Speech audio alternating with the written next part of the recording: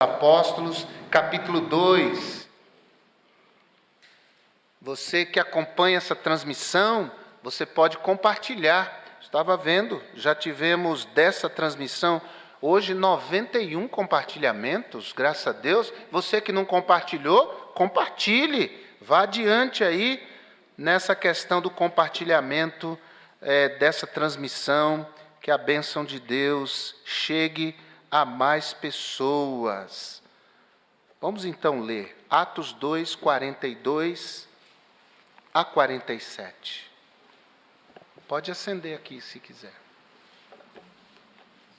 E perseveravam na doutrina dos apóstolos e na comunhão, e no partir do pão e nas orações. E em toda a alma havia temor, e muitas maravilhas e sinais se faziam pelos apóstolos. E todos os que criam estavam juntos, e tinham tudo em comum. E vendiam suas propriedades e bens, e repartiam com todos, segundo cada um havia de mister. E perseverando unânimes todos os dias no templo, e partindo o pão em casa, comiam juntos, com alegria e singeleza de coração, louvando a Deus e caindo na graça de todo o povo, e todos os dias acrescentava o Senhor à igreja aqueles que se haviam de salvar. Louvado seja o nome do nosso Deus. Ó Pai, fala conosco, Senhor.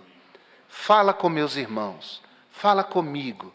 Fala, meu Deus, com estes que acompanham essa transmissão. E se dermos ouvidos à Tua palavra, eu sei que seremos bem-sucedidos. Abençoa-nos, portanto, diante daquilo que ouviremos, em nome de Jesus. Amém. Assente-se, por favor. As marcas de uma igreja equilibrada. É a última mensagem neste mês de setembro, e é a última mensagem sobre igreja nessa fase. Passamos o mês inteiro pregando sobre a igreja, incentivando os irmãos a olharem para o que a Bíblia diz acerca de nós, o que nós devemos ser como igreja, o que devemos fazer como igreja. Agora, as aparências frequentemente enganam. A primeira impressão é incompleta. Quando nós olhamos para a igreja chamada igreja primitiva, poderíamos chamá-la de a igreja original, a primeira igreja. Nós podemos ser levados pela ideia de que essa igreja em Atos era uma igreja perfeita. Mas nós sabemos que a igreja perfeita só existirá no céu. Quando todos fomos arrebatados e estivermos na glória, aí sim, essa igreja sobre a qual o livro de Hebreus fala, a igreja daqueles que estão escritos no céu, essa igreja lá sim é perfeita. Na Bíblia não há igreja perfeita. Aqui e ali elas revelam, manifestam suas dificuldades.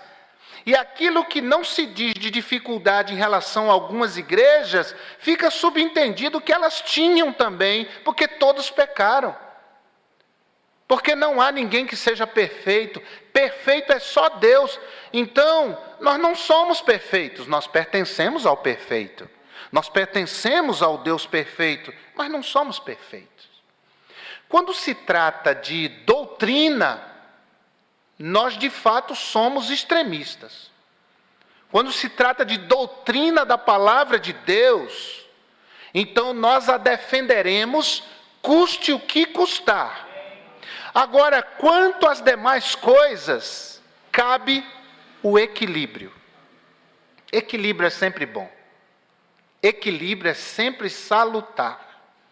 Os extremos, irmãos, quando não se trata de doutrina, porque doutrina não se move, não se mexe, doutrina é atemporal, pode mudar uma cultura, podem passar os séculos, doutrina da palavra de Deus é imutável, continua e permanecerá continuamente. Mas as demais coisas, nós devemos ter cuidado para não sermos extremistas e buscarmos o equilíbrio. Todo extremismo é perigoso. Sábio Salomão escreveu no Eclesiastes, capítulo 7, verso 16: não sejas demasiadamente justo. Não seja justo ao extremo. Não queira ser justo ao extremo. A gente chama isso, na linguagem evangeliquez, de santarrão. É aquela pessoa que quer ser mais santo do que todo mundo. E ninguém mais presta. Parece que ele se une à Trindade, ele se acha a quarta pessoa. É muito santo. E a gente sabe que não existe gente assim. Todos nós temos nossas dificuldades. E Salomão continua dizendo no Eclesiastes: não sejas demasiadamente justo. Por que te destruirias a ti mesmo? Porque nós podemos, e certamente, se tentarmos viver essa vida de falsa santidade, as pessoas vão perceber. Então, procure o equilíbrio. Reconheça as suas falhas. Reconheça as suas dificuldades. Pense 1000 vezes antes de criticar o outro. Por quê? Porque você também erra. E quando nós vivemos a criticar os outros e sermos implacáveis com os outros, quando a gente cai, todo mundo vai cair em cima da gente. Mas quando nós mantemos uma atitude de sabedoria, de equilíbrio, irmãos, pastor Josué era um homem equilibrado. Ele era equilibrado. Muita coisa que eu dizia, mas pastor, eu dizia, não, calma, vamos, a gente chega lá. O equilíbrio é sempre salutar. Agora, para que nós não sejamos nada além e nada aquém do que Jesus quer que nós sejamos como igreja, nós podemos aprender com os erros e acertos das igrejas da Bíblia. Porque é aquela velha história, né? A pessoa inteligente aprende com os próprios erros, mas a pessoa sábia aprende com o erro dos outros. Não para criticar, mas para dizer, olha, eu vou cuidar para eu não errar como ele errou. Vamos pensar nessa igreja equilibrada?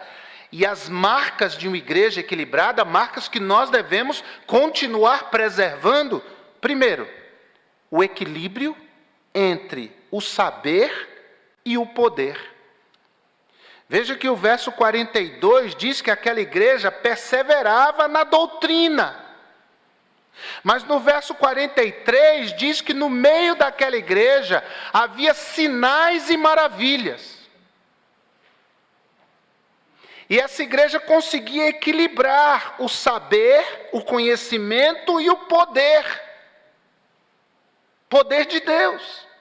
Era uma igreja cheia da palavra de Deus e era uma igreja cheia do poder de Deus. Eles equilibravam isso. Porque existe uma ideia no meio evangélico de que uma igreja que estuda a Bíblia, uma igreja que se aprofunda na Bíblia, não crê em milagres. E uma igreja que crê em milagres não é profunda na Bíblia, nas Escrituras e na doutrina. Mas nós sabemos que tanto um quanto o outro é possível de ser equilibrado dentro da igreja. Nós estudamos a palavra, pregamos a palavra, nos aproximamos da palavra e cremos no poder de Deus. Amém ou não? Jesus disse, Mateus 22, 29, errais, não conhecendo as Escrituras e o poder de Deus. As duas coisas. Isso é equilíbrio. É como um avião, as duas asas. Então nós seguiremos como igreja equilibrando isso, o conhecimento das Escrituras e a nossa confiança no poder de Deus. Porque nós cremos, nós temos uma lista de oração, nós estamos orando aqui por questões. Por quê? Porque nós cremos em milagres. Nós cremos no poder de Deus. Mas nós também entendemos e conhecemos o que a Bíblia diz. E nos mantemos dentro dos limites da santa palavra de Deus. Segundo lugar, segunda marca, o equilíbrio entre o saber e o poder. Segundo, o equilíbrio entre o templo e a casa. É o verso 46. Diz que todos os dias, no templo e nas casas, eles estavam reunidos. Isso eu acho extraordinário. Aliás, com a transmissão, a gente consegue ter isso. Há pessoas nas casas delas que estão assistindo essa transmissão e mais, estão cultuando a Deus juntamente conosco aqui no templo. Agora é óbvio que depois que passar essa pandemia, nós vamos ter muitos trabalhos nas casas.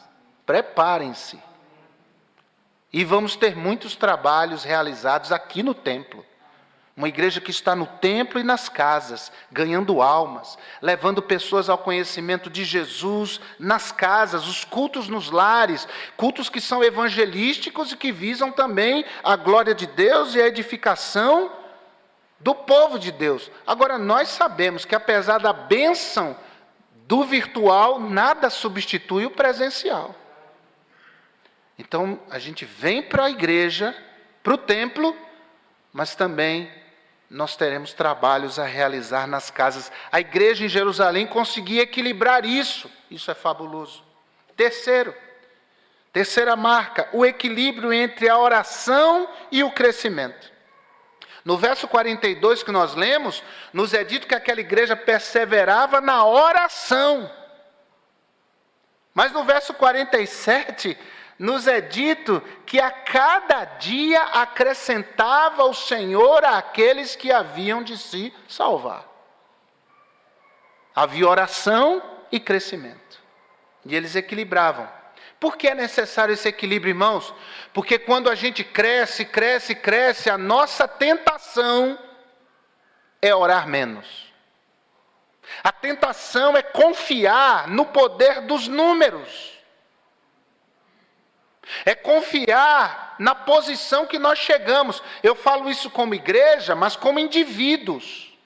Deus começa a nos abençoar. Se nós não vigiarmos, a gente deixa de orar como orávamos antes, quando não tínhamos. Quanta gente, quando não tinha, clamava a Deus, dependia de Deus, buscava a Deus, era fervoroso na oração, perseverante na oração, perseverante no culto de oração, e depois que Deus abençoou, foi esfriando na fé, foi enfraquecendo na fé, porque tinha coisas mais importantes agora para fazer. Nós temos que estar ocupados demais para deixar de orar. Entenderam a frase? Ocupados demais para deixar de orar. Nenhuma outra ocupação pode roubar de nós esse foco, porque quem ora depende de Deus. Quem não ora não depende de Deus. Quem ora depende de Deus. E essa igreja orava, perseverava em oração, e Deus abençoava com resultados. A igreja crescia. Por isso essa igreja é abençoada. É um dos motivos. Essa igreja é uma igreja de oração. Agora nós podemos orar mais? E nós vamos orar mais. Escrevam o que eu estou dizendo. Nós vamos orar mais. Deixa passar essa pandemia. Quarto, o equilíbrio entre a singeleza e a satisfação.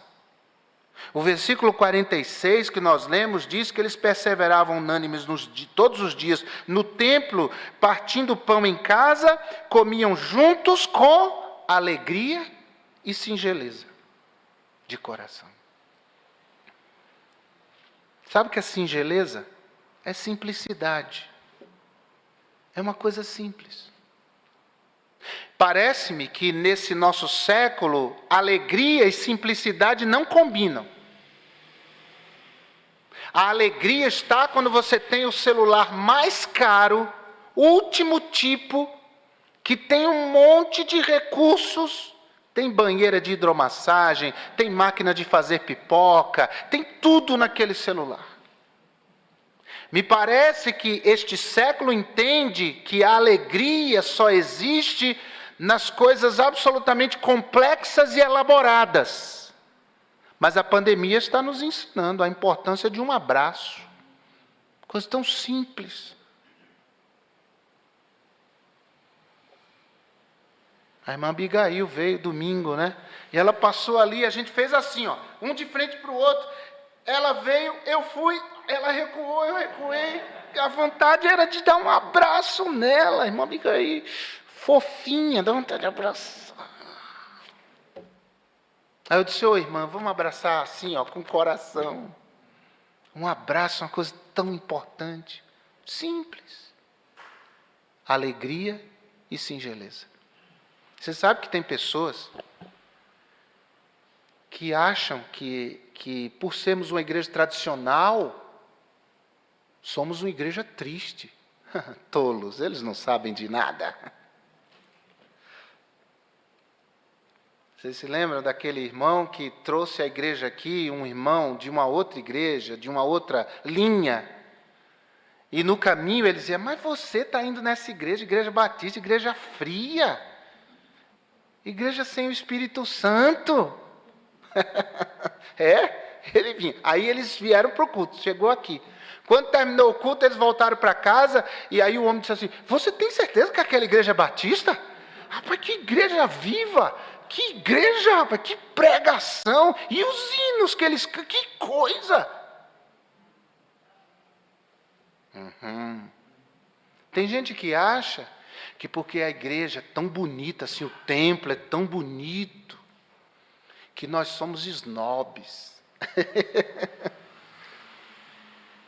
Quanta gente já chegou, talvez para você, olha, eu achava que aquela igreja era uma igreja snob, nariz empinado, mas eu comecei a frequentar, eu vi os irmãos são tudo simples, uns irmãos acolhedores, os irmãos que têm prazer em receber.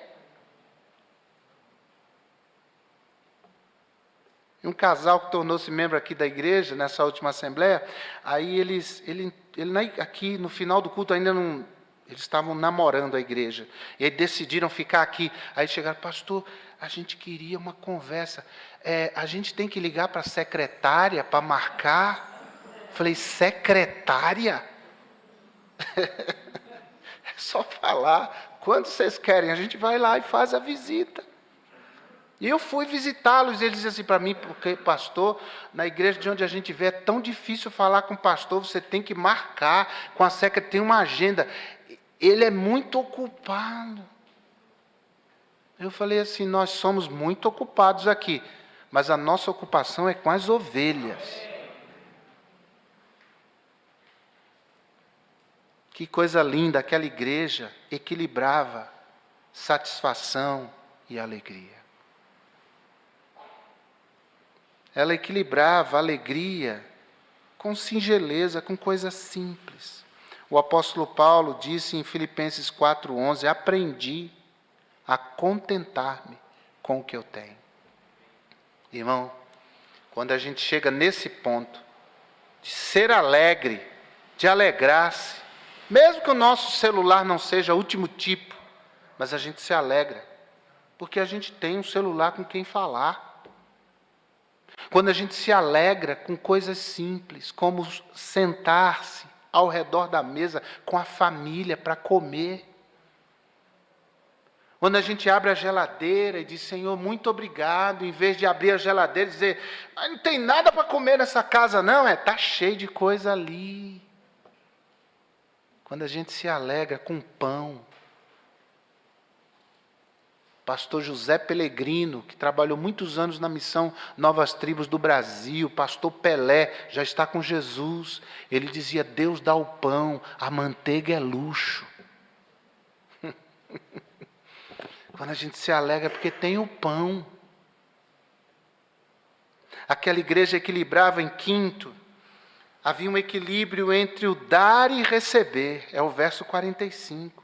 Eles vendiam suas propriedades e bens e repartiam com todos. Que coisa linda, irmãos. Eu gosto do texto de Atos, que diz que, Atos capítulo 4, verso 34, que naquela igreja não havia necessitado algum. Acho isso lindo. Tinha gente que tinha mais, tinha gente que tinha menos, mas não tinha ninguém que não tinha nada. Por quê? Porque os irmãos ajudavam.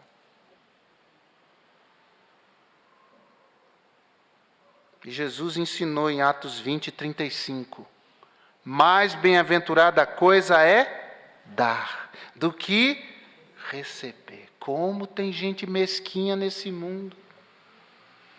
Eu digo sempre e vou repetir, Deus sempre nos dá o que dar.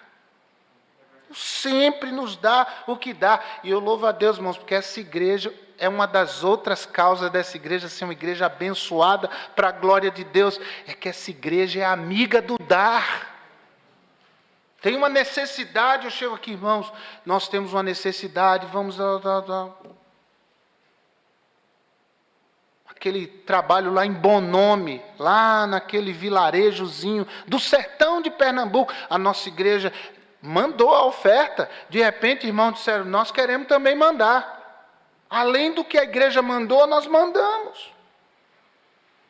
O amparo maternal, essa semana fizemos uma doação para comprar, irmão, alimento para um grupo aqui da Cristolândia que faz, lá em Parelheiros, tem um centro lá de reabilitação. Eles disseram, qualquer coisa, pé de galinha, pescoço de galinha, carcaça de galinha, salsicha. E a nossa igreja abençoou eles. Aqui uns dias a gente vai ver um vídeo deles agradecendo. Essa igreja é generosa. Ela consegue equilibrar o dar e o receber. Agora Provérbios 11, 24. Eu vou encerrar. Provérbios 11, 24. Olha o que diz lá. Provérbios 11, 24.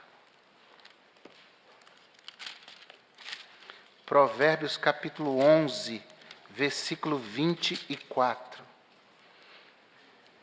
Ao que distribui mais, se lhe acrescenta. E ao que retém, mais do que é justo, é para a sua perda.